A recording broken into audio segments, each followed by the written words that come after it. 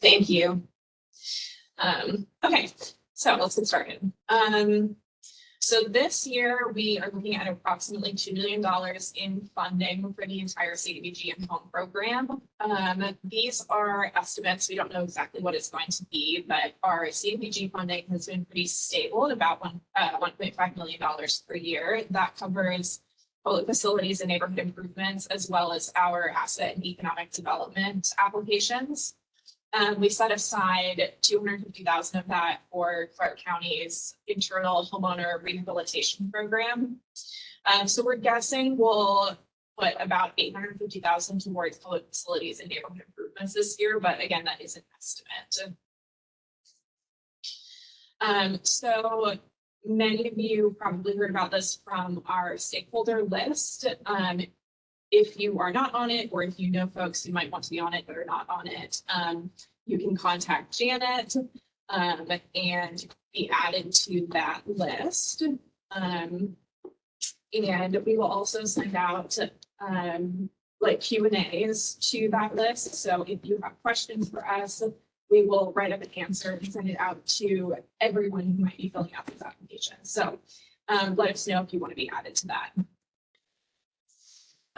So to get to your application, you will do that through Neighborly, which is the online software that we use. You can access that through the Clark County website, Community Services, CDBG, and home applications. You can also get to that directly from this Neighborly software link, which I know you can't actually click from the computer, but I will put these presentations up on our website as well, so you can see the PowerPoint afterwards. Okay, so some additional info. I sent out the funding guides for each application type. So you should have a full guide that's specific to the public facilities and neighborhood improvements. There is specific information about those applications, a lot of which we'll go over this morning.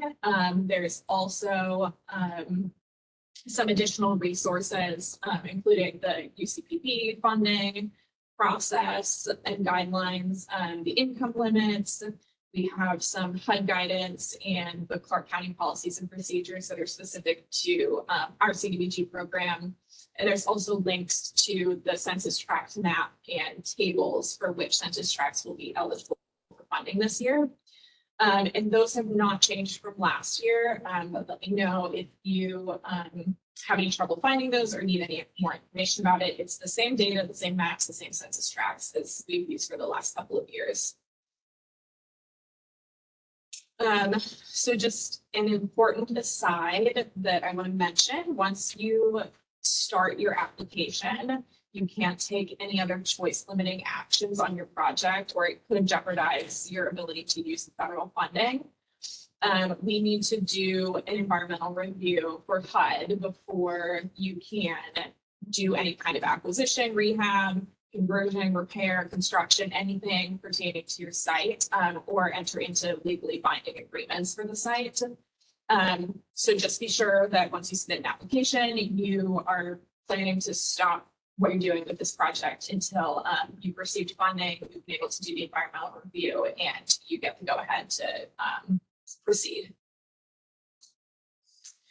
So this is going to be our timeline this year. As you know, the applications opened on October 3rd. We have a preliminary eligibility review section, which will be due October 31. That's very brief. It's just information about your organization and a little bit of background information about your project, the location, what you plan to do, and staff is going to review that to see, does it sound like CDBG eligible activities that you're talking about? Are you planning to do this in a CDBG eligible census tract? And once we've done that review, we can give you the go ahead to start working on the rest of your application. So you don't have to wait until October 31 to do that. You can do it whenever you're ready. We will finish your eligibility review, and then you can proceed for the 31st if you've got it in before the 31st. So final applications are due December 2nd. Everyone will be invited to give a presentation to the Urban County Policy Board on February 13th.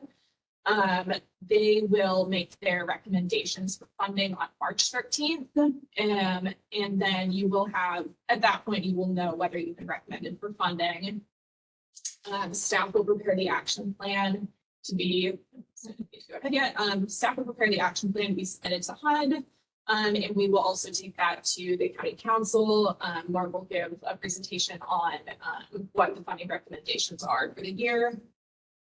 And then HUD will usually give us our funding report in summer, fall of 2023. And then we will start doing contract execution probably that fall after we have completed your environmental reviews for the projects. Okay, I think I will pause here. Does anyone have questions on kind of that preliminary info before I start getting into Neighborly specifically? You're good? Okay. Yep. All right, so here is our Neighborly overview. So Neighborly is a software that we've been using for a few years now. We run our RFAs through Neighborly. You can submit your applications online. If you receive funding, it is also possible to submit quarterly reports through Neighborly, and we also do our loan management through Neighborly. So that may apply to your project if you have a partial loan from your CDBG grant. Again, here's that link to Neighborly, which will be in the presentation, which I'll put online so you have access to that. It is, again, also on our Clark County CDBG and home applications page. Okay, so this is kind of what the sidebar of your application is going to look like for public facilities. There's these kind of series of sections that you'll need to fill out. Everyone is going to start with sections A and B, and then it's going to stop you here. You won't be able to go any further until staff have done the internal review. And once we check this off, we'll email you that you have to go ahead to do the rest of the application. So everyone will do sections A, B, C, F, and G. There are 2 sections that are specific to project type. So section D is only for infrastructure projects. So that's like the city sidewalk and stormwater improvements, et cetera. And section E is only for the social service construction projects. So you will see both of these sections regardless of what type of application you're doing. Just skip the one that doesn't apply to you.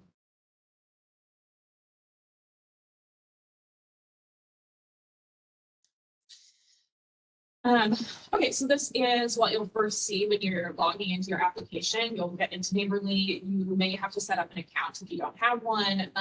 Otherwise, if you're familiar with Neighborly, this will look the same to you as in the past, but you'll still need to fill out your contact info, just general information, and then you'll need to upload an anti-lobbying agreement, a conflict of interest, and debarment certification and proof of enrollment in E-Verify. So that's all part of what we are going to make sure you have submitted as part of the preliminary eligibility review.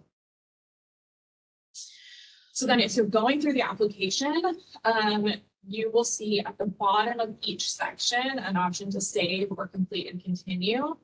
If you complete and continue, it'll move you on to the next section, but you may not be able to go back to previous sections. So try to just save as you're going until you're done with your section and then you move on. If you do complete a section and submit it before you're ready, let me know and I can reopen that. You should all have my contact info, but I will also share that again for anyone who needs it.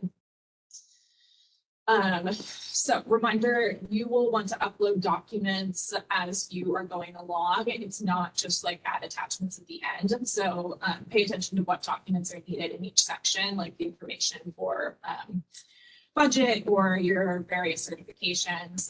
You can upload as many documents as you want. There's no limit to that. So also note your answers are not automatically saved, so you want to use that button at the bottom to save your work as you're going along, and you will be able to come back to the application. You don't need to do it all at once. So you'll see as you're going through, there's some questions that have a table where it's asking for a table. You'll have to click add row to get started. That should be pretty self-explanatory, but it bears mentioning. So then when we do the scoring, the Urban County Policy Board does the subjective scoring, like just kind of judging the sufficiency or quality of the answers and the project. And then staff awards points for objective questions like the amount of match that you are proposing for the project. So I'm just running through all the neighborly stuff pretty fast right now, but I'm also going to do a drop-in technical assistance on October 24th. You don't need to show up at 2, it's just drop in whenever. So if you're going through your neighborly application and you have any issues with that or anything, just drop in and I can help you fill that out or open sections that you're having problems with, whatever. So that's October 24th, 2 to 3. Oh, and that'll just be on WebEx. So just drop in on the WebEx link. And that link is on our website on the CDBG and home applications page, which maybe I will actually open that at the end of this presentation so you can see, because I keep referencing that. I'll show you what that looks like. Most of the information that I'm going through there that's in the applications is there. Okay, so this is what the application is going to ask you. So this might be sort of a nice preview since you won't be able to see all the questions in the application until you submit sections A and B and have those approved. But I'll give you a rundown now of what is going to show up in the rest of the application. So as I mentioned in the beginning, you're just filling out your agency information.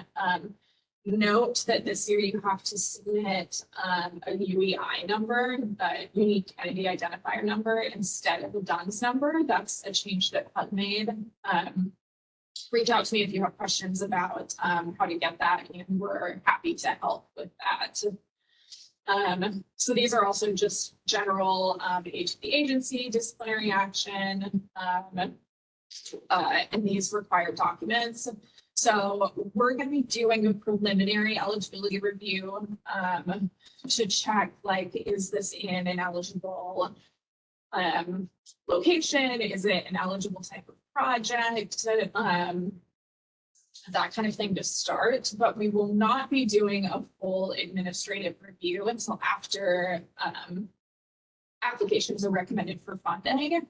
So just know that we will have gone through some of this stuff in the beginning to determine preliminary eligibility, but if you're recommended for funding, you will have a more in-depth administrative review done with our finance team and program staff to make sure that the organization is basically prepared to accept federal funding and to be able to handle the requirements that it has for federal grant programs. And so these are basically those questions that you're going to be asked for the eligibility review. What are you planning to do? Where are you doing it? Upload a map. Tell us about the population that you're serving so we can make sure CDBG is intended to serve low and moderate income populations. So we need to make sure you're either, for social service construction projects, you are serving a low to moderate income clientele, or you are locating your project, infrastructure project, in a eligible census tract. Okay, so section C, this will be after we do your eligibility review. I am not going to read every single question on here entirely, but tell us how much funding you're requesting, tell us what the need is that you're addressing with this project, and then describe in detail what is your solution, how is it addressing the need that you mentioned in C2. Tell us how you're going to measure your outcomes and what you're expecting those outcomes to be. Tell us a little bit about your staff, who's going to do the project. This one's important for all the construction infrastructure projects. Tell us about your ground disturbing activities and current site conditions. We also want to know, has any previous development happened on the site? And are you planning any tree removal? So those you'll see both of those reminders in the actual application online. That's important for our planning with the environmental review and the historic preservation review. Property acquisition of right of way easement anticipated, that could potentially be negative points. Also, if there's any like relocation involved,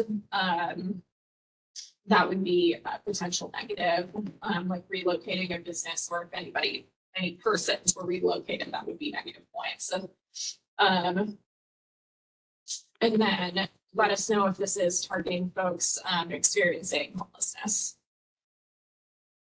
Okay, so this is specific to our infrastructure projects. So infrastructure projects are intended to be for area benefit. So it needs to be for a low or moderate income census tract. And again, there are lists on our website, and there are also linked in the guidance packets that I sent out that show the list of eligible census tracts and a map of eligible census tracts.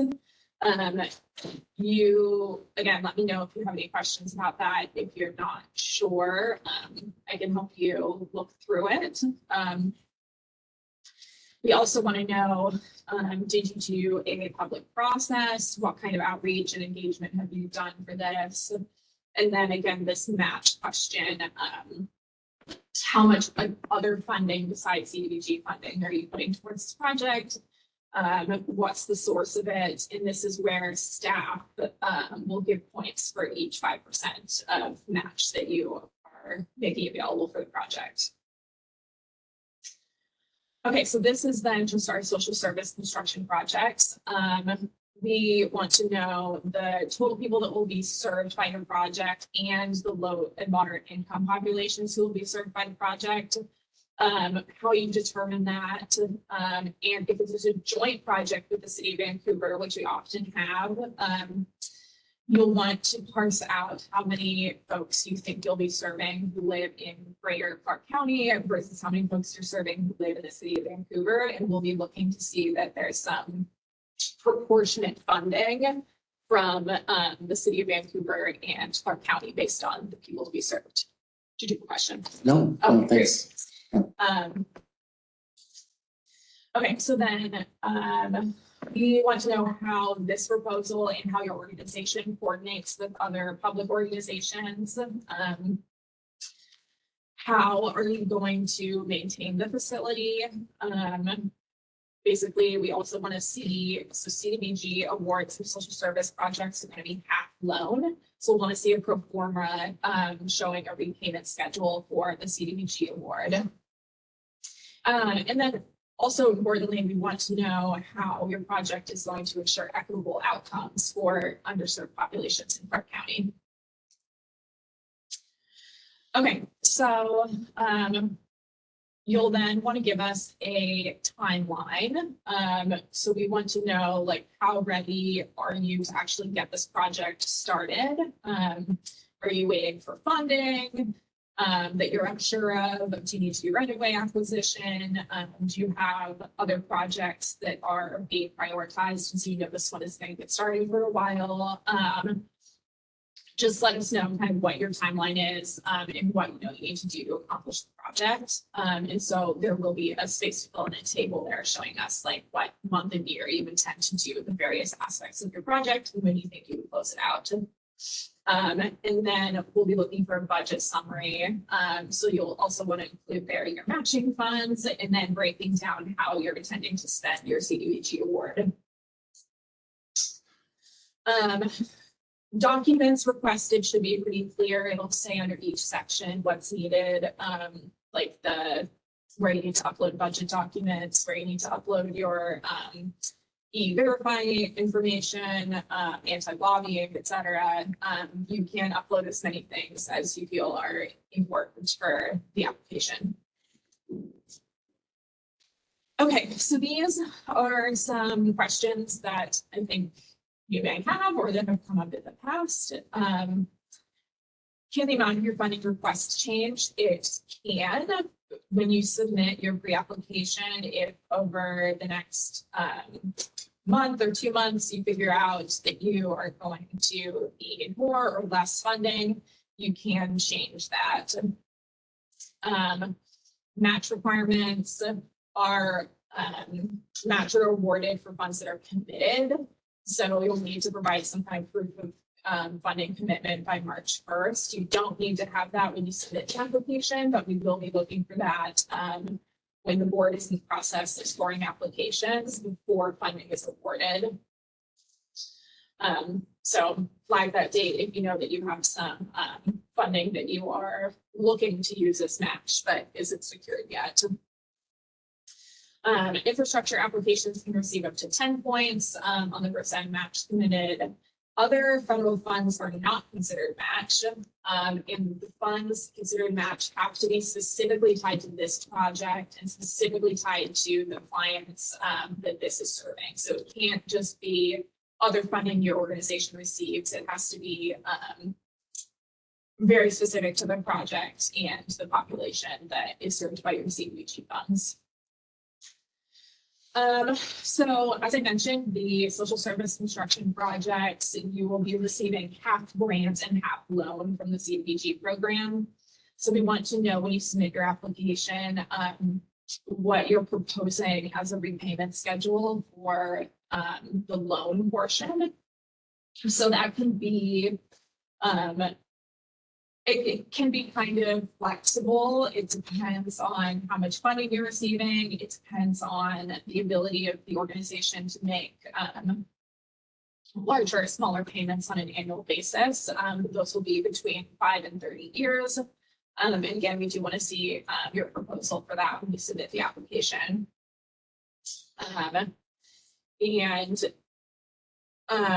Loans are really not waived unless there's really exceptional circumstances, but a social service construction project will have the half loan.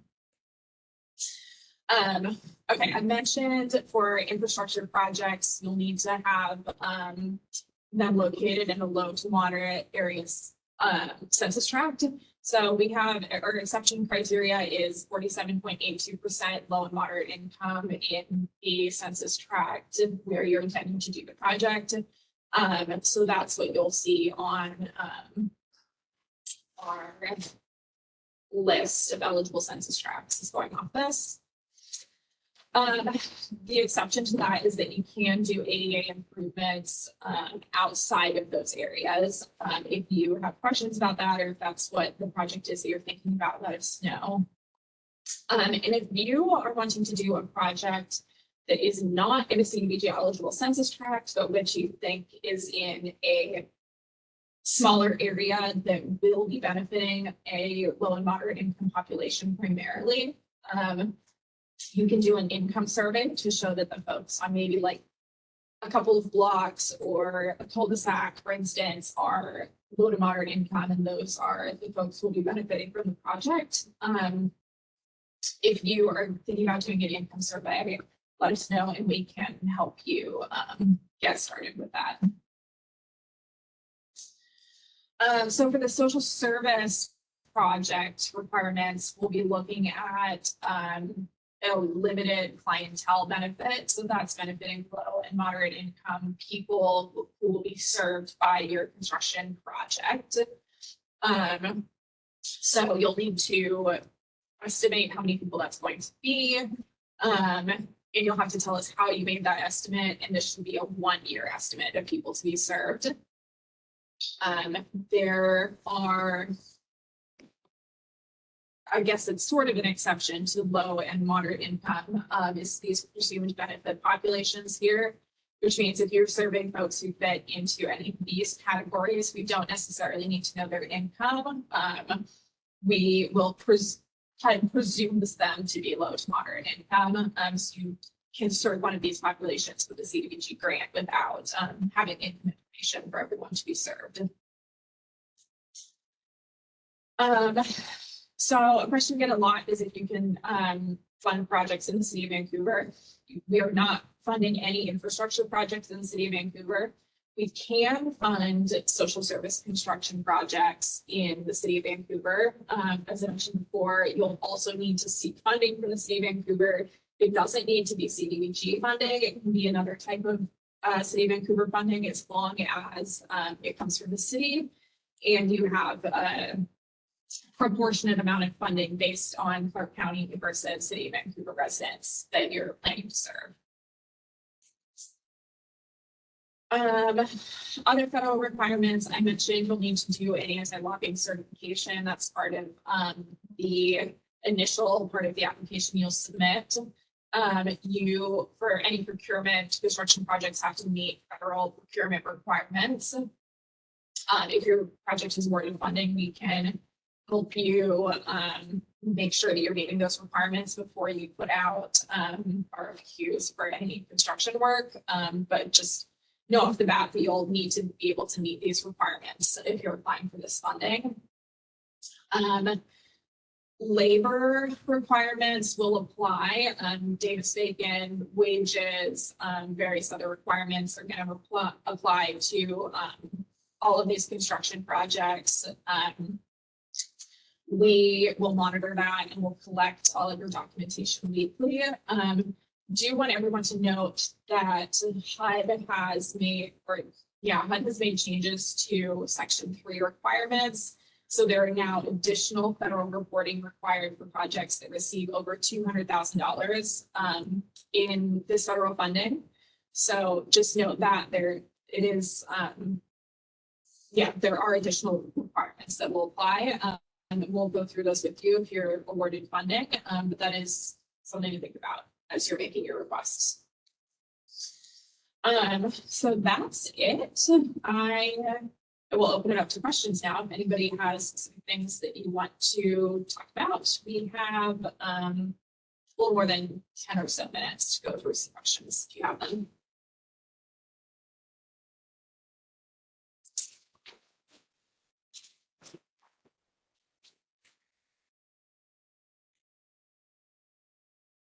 Can you explain a little bit more about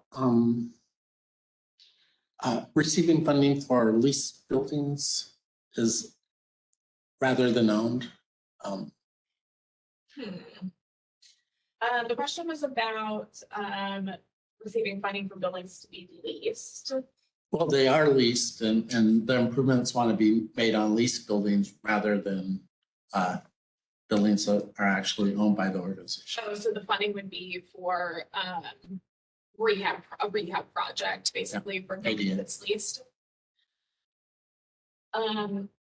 This is Rebecca. So we have done that in the past. It requires a long-term lease. There's some requirements about how long you are in control of the building to make sure that the improvements are benefiting the population intended to be served in the application. So if you have a long-term lease, it's been a while since we've done them, so I don't remember if it was 10 or 15 years or longer.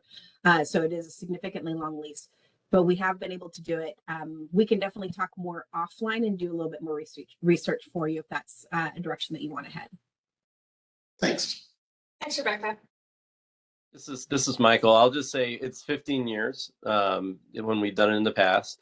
And to be very, very honest, that is not a use that I recommend these funds for. It's not impossible to do, but the long-term commitment is very, it puts the person receiving the funds to benefit from, like the organization that wants those changes done. It's honestly very, very difficult for them to feel confident in a long-term lease. And it puts us, the local government, in a pretty untenable position if something happens down the line where that long-term lease commitment changes or is broken for any reason. So, it's not impossible. We would judge the proposal on its own merits, and I would never advise these funds, to be used for that. If you have ownership and long-term control of the property, that's really what's better suited for these funds. Thank you. Thanks, Michael. Other questions from folks online?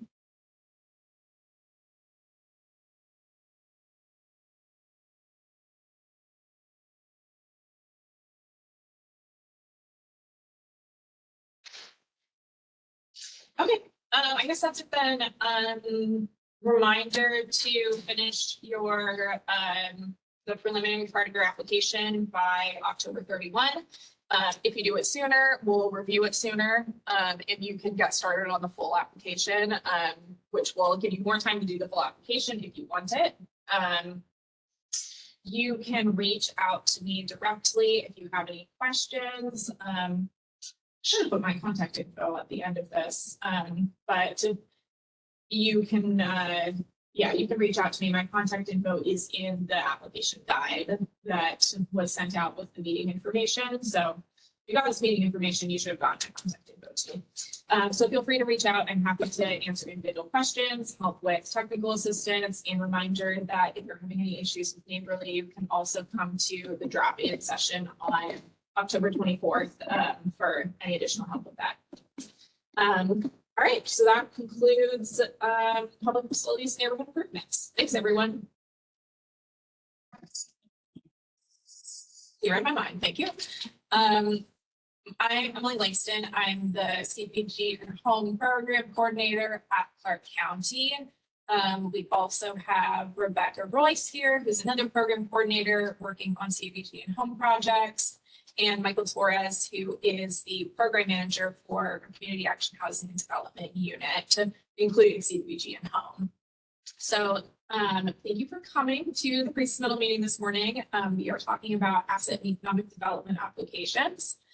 So these will be our business technical assistance programs, other types of business assistance, and anything to do with homebuyer assistance, homeowner assistance programs. So let's see, who do we have joining us? Let's do quick introductions with everybody else. Maybe can we start with Jeff?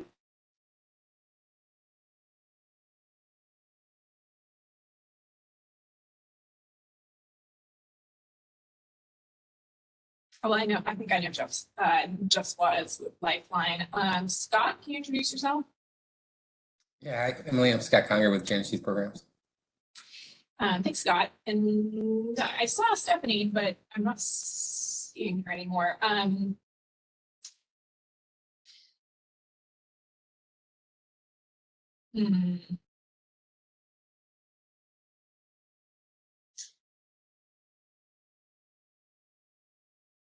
you all here for T-Grant programs? Yes. Okay, so we did have to switch the meeting times for the affordable housing programs and the asset and economic development ones since they were first announced to the UCPB. So you might have to come back at 11 to hear about the affordable housing programs. You are welcome to stay and listen to asset and economic development, but we are going to do affordable housing at 11 to 11:45. Okay, I have another meeting at 11. Is it going to be recorded that I can? Yes, it'll be recorded, and I will put them up on the our community services, CVG and home applications webpage. Okay, perfect. All right, thanks, Scott. Sorry about that. No problem. Goodbye. Well, I don't know if there's anybody here to listen to this, but maybe I will just go ahead and do it anyway, because then we have the recording available and I will put it online for anybody who missed it. Does that make sense? That's what I'll do. And maybe somebody else will come in. All right, so let's see. All right, so let's get started. Asset and economic development applications.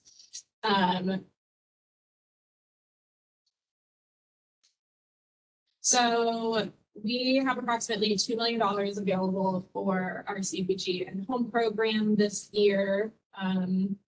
That is approximately $1.5 million for public facilities and neighborhood improvements and asset and economic development applications through the CDBG program. We are estimating about 850,000 for public facilities and neighborhood improvements and about 350,000 for our asset and economic development applications. We also set aside $250,000 for a Clark County's homeowner rehabilitation program. So you probably heard about these sessions because you're already on our stakeholder list, but if you're not, or someone else in your organization wants to be added to it, contact Janet Snook in our department. We'll send out notices of any changes to the RFA, as well as our question and answers that are sent in about this. And you'll also be informed of funding opportunities every year, so get the heads up about the RFA coming out. So applications for CDBG and home are going to be submitted through Neighborly. You will access those applications through the Clark County website, CDBG and home applications. You can also use this link directly. The presentation will be available online, so you can access it there. And be able to get to that link through there. The link to the Neighborly website is also in the application guidance packets that were sent out and that are also available on the CDBG and home application page. So those application packets, again, I sent those yesterday through our stakeholders listserv. They've also been available on the application page online. So that includes specific information about applying for each type of application. So you'll have a specific one for your asset and economic development applications. That'll include information about the process of applying, the timeline for applications. There's information about the Urban County Policy Board, how it functions, how the applications are done, and funding is awarded. There's also links to income limits, information about HUD, CDBG and home policies, Clark County's internal policies and procedures for the CDBG program, and census tracts and maps for eligible census tracts for construction projects. I do want to note that once you have submitted an application for federal funding, you'll want to make sure not to take any other choice limiting action on your project. So just know once you've gotten your application in, don't plan to move forward with it at all. It can jeopardize your federal funding if you take those actions before an environmental review is done. So just once you submit your application, hold off until you've heard from us that the environmental review is done. We're ready to execute your contract and move forward. So here's the timeline we're looking at. We require that you submit a preliminary eligibility review section by October 31. Staff will then do a review of information about your organization and information about your project so that we can review, is it an eligible area? Is it an eligible type of activity? Did you submit it under the right application type? And then we will complete that internal review and at that point give you the go ahead to do the rest of the application. You won't be able to fill out the full application until you have gotten the internal review checked off by staff. If you want to complete this early, you can. You don't have to wait till October 31st, and we will open the rest of the application to you as soon as our review is done. So final applications are going to be due on Friday, December 2nd.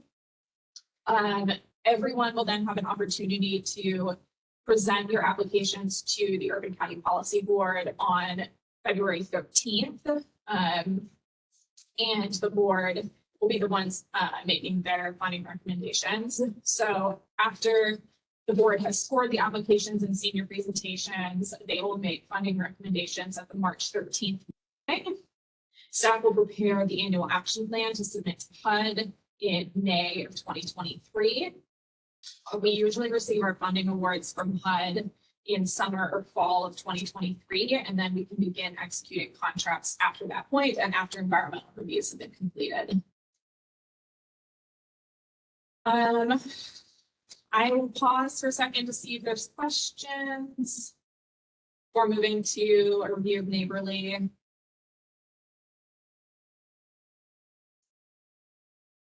Okay, So we use a software called Neighborly to do our full RFA process. So that is a site online where you'll fill out each of the sections of your application and you'll submit it through Neighborly. You'll also get some updates from us in Neighborly. So you're going to go to the site, you'll have to create an account if you don't have one already, and then you'll be able to get started. So you'll use that to submit your application. If you're awarded funding, you will also use that to submit quarterly reports. If you have a loan with us, we also use it for loan management. Okay, so your application will look, this will be kind of the sidebar of your application. You'll see something like this. These first two sections are what you'll fill out before October 31, the applicant information and eligibility verification, and then staff will do this internal review. You are going to do all sections of the application before submitting it. Reminder to do your preliminary eligibility review by October 1st, and then we'll open the rest of the application for you. So when you first get started, this is pretty basic stuff. You're going to be entering the organization's name, contact information for the best person at the organization for us to be in touch with. We will use that to alert you that your application has been approved to move forward to the full thing.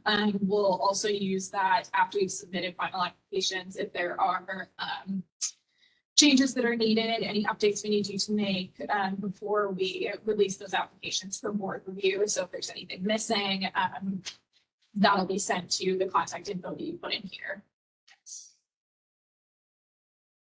So when you're going through the application in Neighborly, you'll have the option to either save at the end of a section or complete and continue. If you complete and continue, it's going to close that section.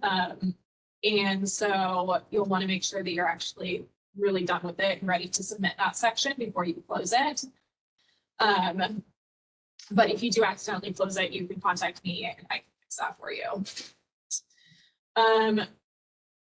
So then as you're going through, you'll update documents in each application section, or you'll upload documents in each application section, not the end.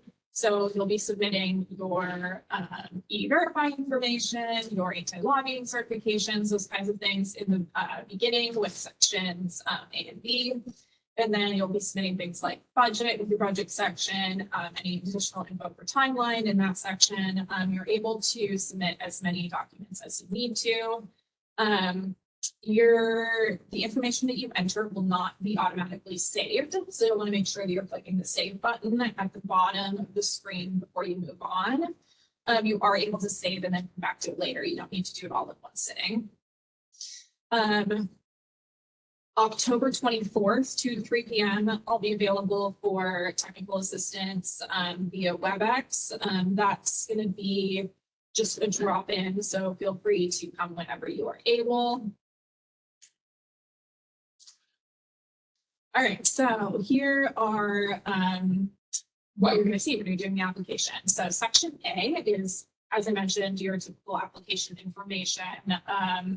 Agency will be looking for a UEI number instead of a DUNS number this year. That's unique entity identifier. It's a new requirement by HUD. If you have any questions about how to get that, you can feel free to reach out to me and I can help you get that sorted out. As I mentioned, you'll need to also fill out all of these documents to be submitted with your initial eligibility review as well. So then you're just going to tell us what your project is, describe what you're planning to do, all of your activities, and describe the population that you intend to serve. And so that is something that staff will be looking at when you first submit your eligibility review to make sure that you're describing a type of project and a population that is going to be eligible for CDBG funding. When we've determined that, we'll give you the go ahead to do the rest of the application. So application overview, these are what you'll start getting to after you've completed your eligibility review. You'll be entering the amount of funds requested, how many households you're intending to serve. You'll describe the need and how your project is meeting the need that you describe. So these will be, where the board is really looking at what are you intending to do here, and how is it meeting the needs of Clark County's community, and why is your project essentially the best type of solution for addressing these specific needs. We want to know about the outcomes that you're anticipating and how you intend to measure them. And then tell us a little bit about your organization, management structure, who is going to be working on this project. Tell us about your staff and your program model. We also want to know how you're coordinating with other community organizations, kind of breaking down those silos and really getting the most out of this type of work by working with other groups who are serving similar populations in a variety of needs. And then we want you to address how your proposal is going to ensure equitable outcomes for underserved populations in Clark County. So you will need to describe the tasks and the time frame for your project. For our asset development projects, that will be just tell us how ready you are to kind of get that off the ground, what things might kind of hold up your ability to make progress with those. For the business technical assistance programs, I do want to note that the funding is intended to run from January 2024 to December 2024. So you will want to basically show those dates in your timeline. And then tell us about the budget, how the funding that you're requesting from CDBG will be broken down, and where else you are receiving funding from, and how the additional funding you're receiving is being allocated. As I mentioned before, documents are going to be uploaded under the tab that requests them. That should be pretty straightforward. You will have the opportunity to upload additional things as well, and you can upload as many as you want, but just make sure that where it's the application specifically requests a document, you upload it where it's requested.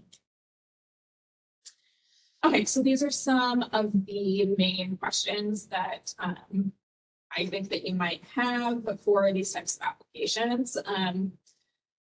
So the first being whether you can change the amount of funding that you request. You can between the pre-application and the full application submittal. If that changes before December, you are able to change that even if you've received the go-ahead at a different amount, as long as you're below the maximum that we've set for asset and economic development applications, which is $300,000.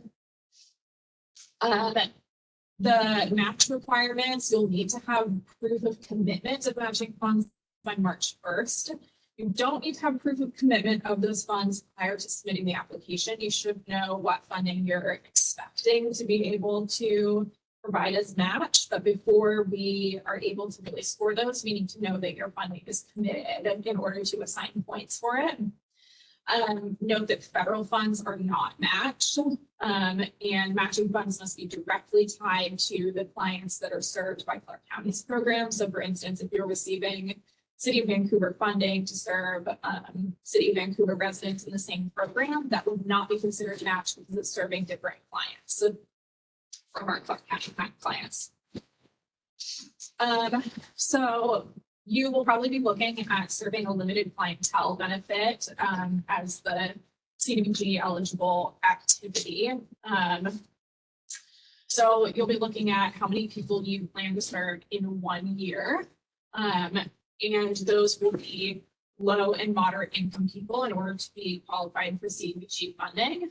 There's a presumed benefit populations are these below, which you do not necessarily need to have data on the income of these folks. They're presumed by HUD to be low or moderate income. So if you are planning to target any of these populations, you don't necessarily need income data for them. So you will be needing to submit an anti-lobbying certification with the initial section of your application for October 31st. Any type of construction that is done will need to meet federal requirements for procurement. We can help you with that as you're going through the process, but do know that you'll be required to meet those standards if you're receiving federal funding. And so that is it for asset and economic development. Does anybody have any questions?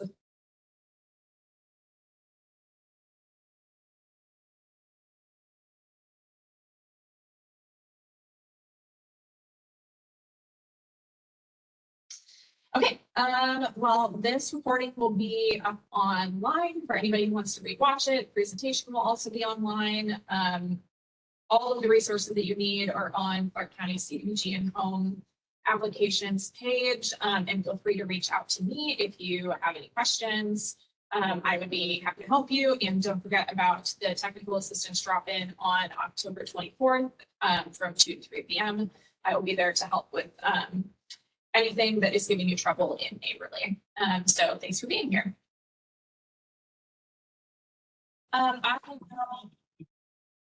Sorry, thank you, Rebecca. So my name is Emily Langston. I'm the CDBG and Home Program Coordinator with Clark County. We also have the county Rebecca Royce here, who is another CDBG and Home Program Coordinator, and Michael Torres, our Program Manager for Community Action Housing and Development Programs, including CDBG and Home Programs. So this is our Affordable Housing and Homelessness pre-submittal meeting. It does seem like there was a little bit of confusion between what time the meetings were at. So if you did think you were coming for a different one this morning, you can still stay on. A lot of the information about the applications is the same. But if you want to check in on anything that you might have missed for a different session, the recordings will be online along with the presentations. But again, a lot of the information is the same. So you can go ahead and stay on and just tune out stuff that's specific to housing. So let's do really quick introductions, see who else we have here. Let's see, we start with Jeff. Hi, good morning. Jeff Zawada. I am the Fund Development Director with Lifeline Connections. Thanks, Jeff. And Katie? Oh, there's Hi, two. Go ahead. my name's Katie and I'm the grant writer with Share. And the other Katie. Hopefully there's not another Katie. This is Katie Ulrich and I'm with Proud Ground, and I might have been one that got the times mixed up, but I'll stay on and listen in. Thanks. Thanks, Katie. And yeah, the recording for asset and economic development will be on the website with the other info. I'm going to show the website at the end where all that stuff will be located. And Tim.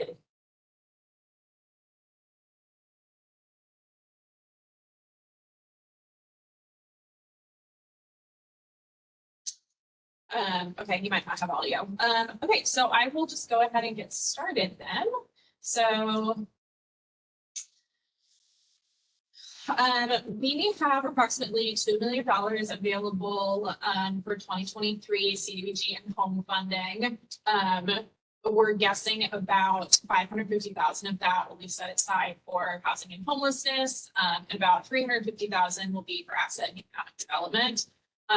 We do sometimes put some of this housing and homelessness towards asset and economic development programs that are related to home ownership. So this is an estimate, but that's roughly what we're looking at. We're expecting to have about $550,000 in home funding. If you are not already on our stakeholders list, which I think most of you are, if you got this information, you can email Janet Snook to be added to that. If there's anyone else in your organization who you want to get communications from us about our funding process, you can let her know and she can add you. We'll also send out information if there's any changes to the RFA, future funding opportunities. So it's a good list to be on if you're interested in the CDBG and home programs here. Feel free to share that. So our applications for this year, as last year, will be submitted through Neighborly, which is our online grant management portal. You can go to this website here, the Clark County Community Services CDBG and Home Applications page. There's a lot of information on there about submitting applications, the guidance documents, the presentations will be there. the recorded presentations and the PowerPoint. So lots of information there. You can, along with your Neighborly link, you can also go directly from here. Again, this presentation will be online. I know you can't go from here. So I sent out the 2023 funding guides. Those are also on our website on the application page, like I mentioned. There's good information in there, a lot of which I'll go over today, but additional information about the process, the timeline, the questions you can expect to be answering. Those are all in that guide to do a preview before you start your application. There is also links in there to the funding pages, information about income and rent limits, the UCPB's funding review process. There is guidance from HUD about the CDBG and home programs and Clark County's policies and procedures for our CDBG and home programs. There's also more information about TBRA and the Evergreen Development Guidance. So again, that's in those 2023 guidance documents. There's one for each type of application. So there's one specific to affordable housing and homelessness that will have the information that you need for those applications. Just quick reminder, I want to flag for everyone. Once you submit an application for federal funding, you are going to need to stop any further choice limiting, legally binding action on your project. You can jeopardize your federal funding if you submit an application for funding and then do any property acquisition, rehab, conversion, etc., that limits your choices on where you can do this project. So we staff do the environmental reviews for your projects after they're awarded funding. That can take 30 to 90 days, and we'll do contract execution after those are done. So just make sure once you submit your application that you're planning to put the project on hold and not move forward with it until after you have a contract. So this is the timeline that we'll be looking at for our 2023 awards. We want to see your preliminary eligibility review section submitted by October 31st. I will talk a little bit more about what's included in that. We want them by October 31st. You can submit them earlier if you want to do that part quickly, and then we will review it quickly, and that'll give you more time to work on the full application, because the full application will not be available to you until after you've submitted your eligibility review. Applications are due December 2nd. Everyone will have an opportunity to present or do a Q&A session with the Urban County Policy Board on February 13th. The board will do their scoring in the following month and make funding recommendations at the March 13th meeting.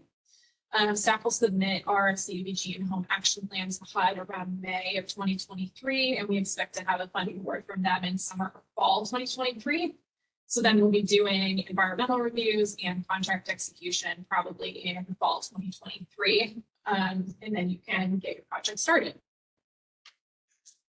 So I'm going to give you a brief rundown of how to use Neighborly.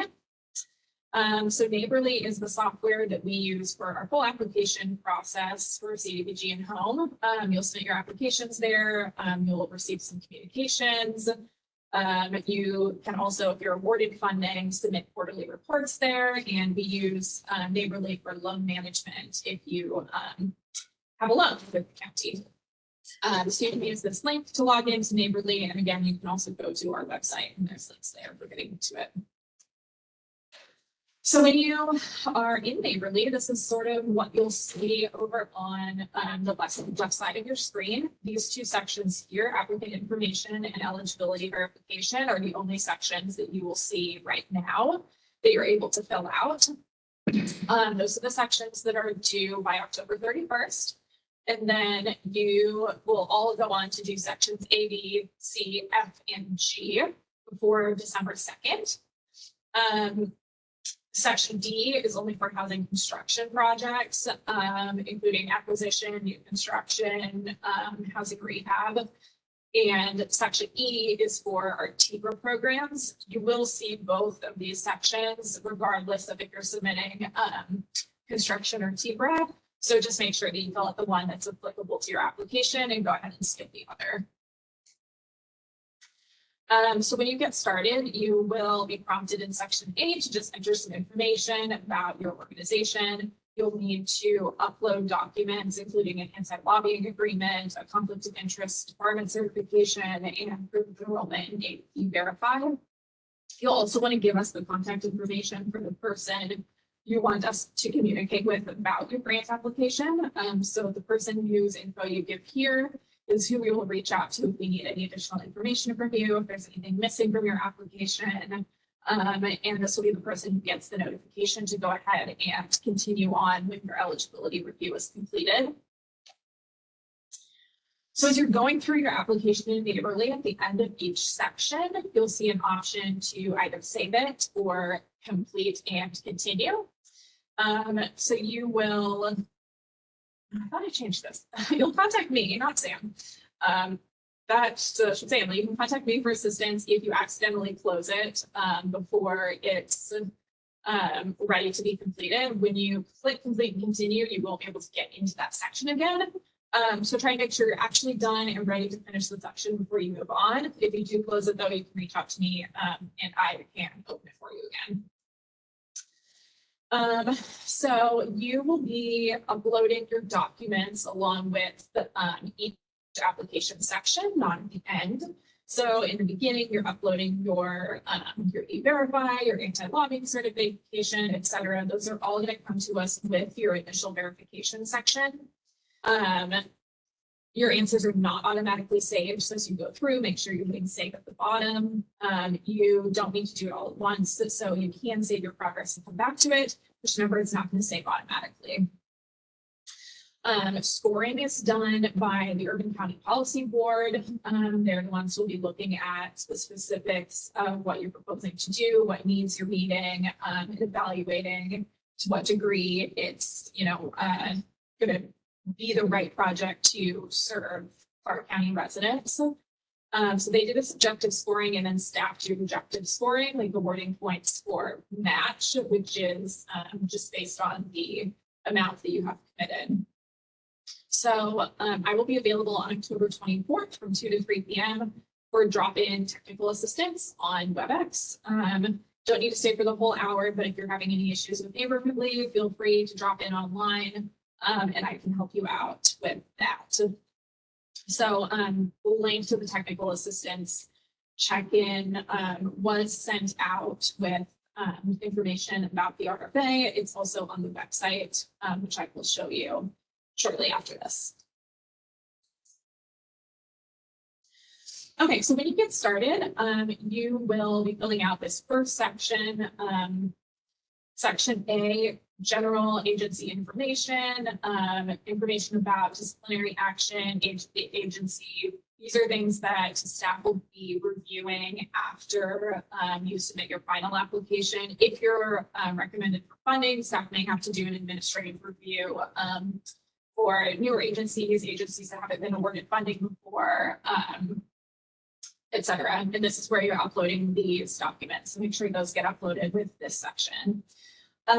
Also note that we need to see a UEI number submitted with Section A. That's a unique entity identifier number. That's a new HUD requirement. This is replacing DUNS numbers.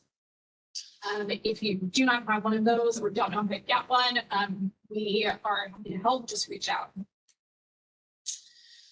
The second part that you're submitting right up front is your eligibility review. Tell us what you're planning to do, how you're going to use the CDBG funds, how are you targeting residents of Clark County and not the city of Vancouver. Tell us about the population you're serving, and we also want to know if you're a community housing development organization at that time. So when we go through this, it doesn't necessarily guarantee that you will ultimately be considered eligible for funding, but we do want to make sure right up front that you're applying for the right type of application, that you're applying for an eligible type of activity that will actually be able to be awarded this federal funding, that you're proposing to serve a population that's eligible. We want to know that before we give you the go-ahead to fill out the entire application. And that will hopefully save you time, so you're not submitting an application that won't be eligible for funding. So section C, I'll move on to after you get the internal review checked off by staff. So this is asking, general application questions. What is the funding amount that you're requesting from us? The maximum for affordable housing and homelessness applications this year is $250,000.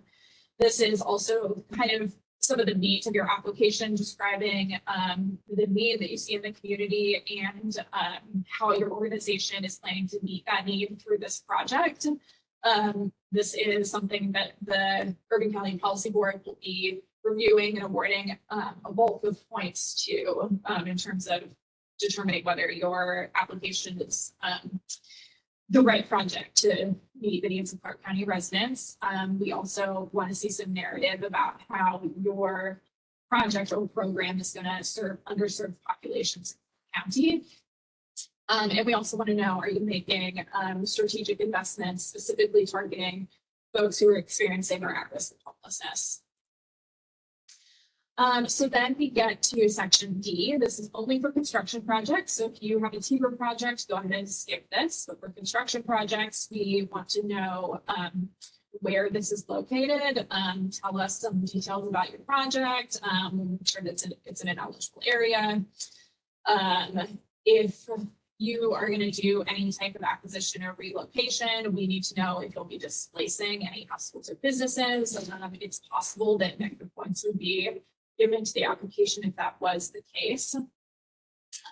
We want to know the number of households that you expect to serve within each income range, if it's going to be mixed income development. And any specific characteristics you can give us of these households, like if you're proposing to develop senior housing or serving another specific type of population. We want to know how you're coordinating with other services, other service providers, the community to meet a broader range of needs for the populations that the program is intended to serve. And then we want to see how you're meeting or incorporating sustainable building practices, specifically evergreen sustainable development criteria, which is available on our website if you need to look at that. And then tell us about how you're going to manage the project, the staff, kind of long-term, what we can expect to see from your project, making sure you're meeting your affordability period and your commitment to the residents and county. So then if you were doing a TBR program, you would skip the last section and you come into section E. If you have a construction project, you are skipping this section. But for TBR programs, you will want to enter the number of households that you're serving in this income range or various income ranges within there. We want you to tell us which populations you're intending to serve. If you're going to be serving priority populations from these groups identified in the homeless action plan. Are you going to be serving other homeless priorities, including behavioral health issues, access to care, et cetera? We want you to tell us about the management structure of your organization, the staff that will be working on the program and working with these clients, and what kind of experience your staff have in working with TBRA or similar types of programs. We want to know what kind of practices you'll be using to run your TBRA program, how you're going to meet a rapid rehousing model, what kinds of outcomes are you looking at for your program and your clients, and how you intend to measure those. And again, how you are coordinating with other community organizations, other types of services to make sure that we're serving Clark County residents in a more holistic way, and that we're coordinating between organizations to serve them as best we can. So the next section, section F and G, these are filled out by everyone submitting one of these applications. We want to know the tasks that are going to be included in your project. For construction, you're telling us when do you expect to do your acquisition, you know, when you expect to do all of the various planning phases of your project. For TBRA, we still want you to fill out the timeline. Do note that we are intending for the TBRA programs that are awarded this funding to run from January to December of 2024. So keep that in mind when you're including a proposed start and end date for your program. This is the intention, is for TBRA programs to run January to December. And then we want to see a budget summary and budget table, breaking down how you're going to use your home and CDBG funding, how much of that is direct service, how much of that is going to staff, et cetera, and what other funding you have and the sources of that funding and what you're going to use your other funding on. As I mentioned before, documents should be uploaded under the tab that requests them. Don't wait till the end to upload your documents, although you will be able to upload as many things as you want. We do want them uploaded where it asks for them. So if it asks for a pro forma, then submit the pro forma where it asks for it. Same with your E-Verify and anti-lobbying, those types of documents, submit those right up front in that section. Okay, so here are some questions that I anticipate you might have for affordable housing programs. One, can your funding requests change? It can between when you submit, if you submit the initial application within the next week or two, and then realize that you think you might need more or less funding within the next couple months before you submit this, that's okay, as long as the general structure of your program in your proposal are remaining the same. It's okay if you're requesting more or less funding by the time you submit your full application. Match. So this is an area that I think we've seen a lot of mistakes on affordable housing and homelessness applications. So 25% match is required for home funding. You need to have proof of commitment of those funds prior to us actually awarding you funding. So you don't necessarily need to have your matching funds committed before you submit your application. You should know what you're anticipating to have, but you will need to have the match committed before we award you funding in March. Federal funding, other federal funds are not considered matching funds. You can include state funds, local funds, in-kind private donations, but federal funds are not considered matched. The funding considered match has to be directly linked to this project and the clients that the Clark County TBRA programs or your Clark County home funding for your project is serving.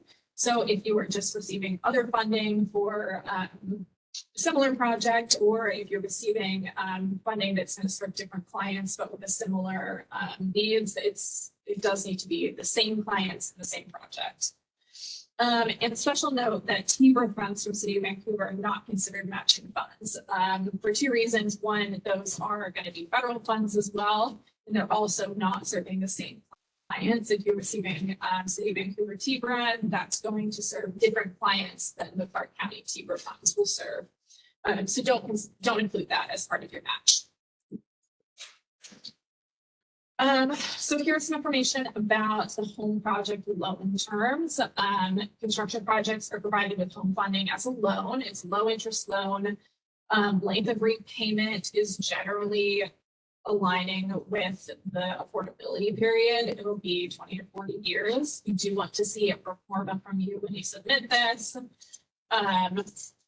When you're selected for funding, we'll work out repayment structure, loan terms, et cetera, as we're doing contract development and before we complete all of those legally binding documents.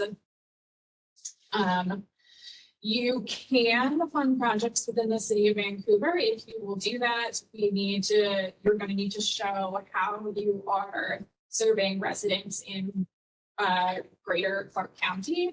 And you will need to have funding from both the City of Vancouver and from Clark County. And you'll need to market those units to county residents. TBRA TIBA programs, if you've worked with Clark County before, you know that we typically award case management funding from the CDBG program and then direct TIBA home funding for the actual rent assistance. You only need to submit one application to the Affordable Housing and Homelessness RFA, and we will automatically award you CDBG case management funding if you're successful with your TIBA application. And program services for tenants are voluntary, but you can require a housing stability plan and some housing focused case management from the clients that you're working with. So here's some other federal requirements to be aware of. You'll need to do an anti-lobbying certification to be submitted with your eligibility review.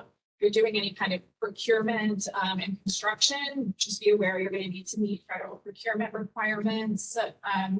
We can help you with that as you're going out to bid, but do be aware that you're going to need to be able to meet those if you're applying for this funding.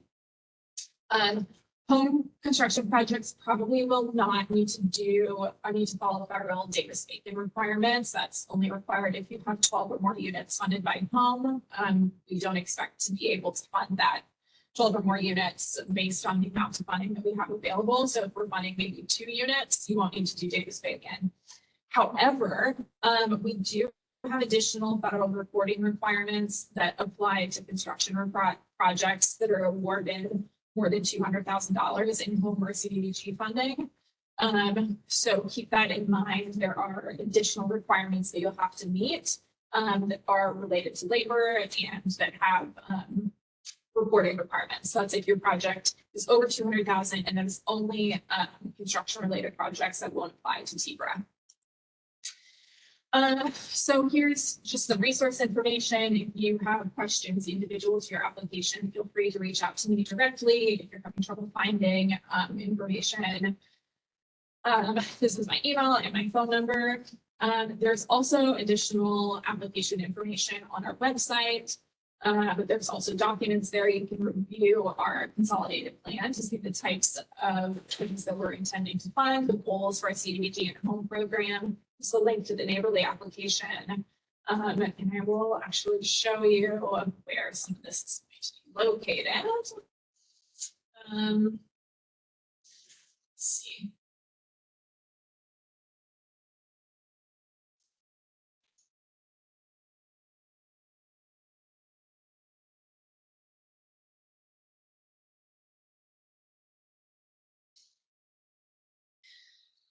Okay, so can everybody see our website up here now?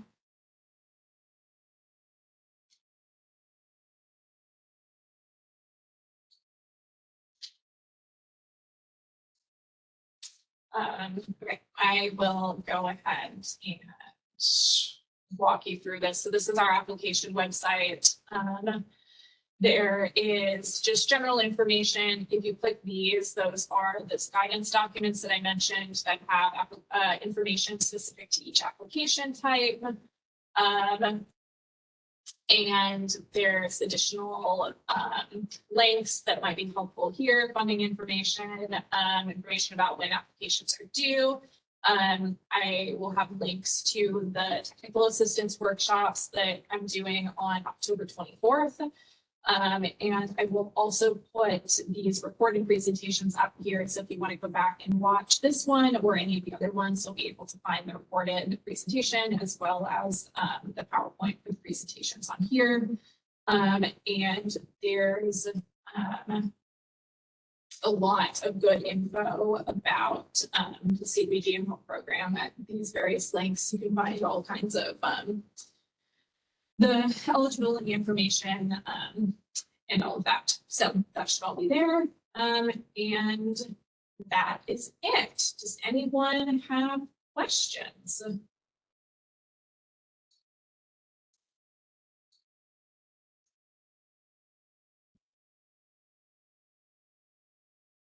None.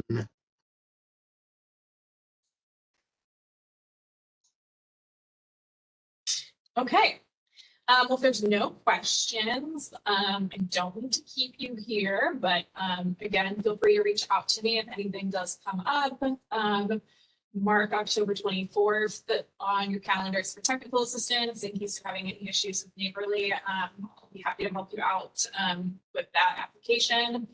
And as I mentioned, you are welcome to go ahead and submit your eligibility review at any time so we can get you moved on to the full application process. And thank you all for coming. I appreciate your time to get more familiar with this application process and hope to see good proposals from everyone. So thanks for being here.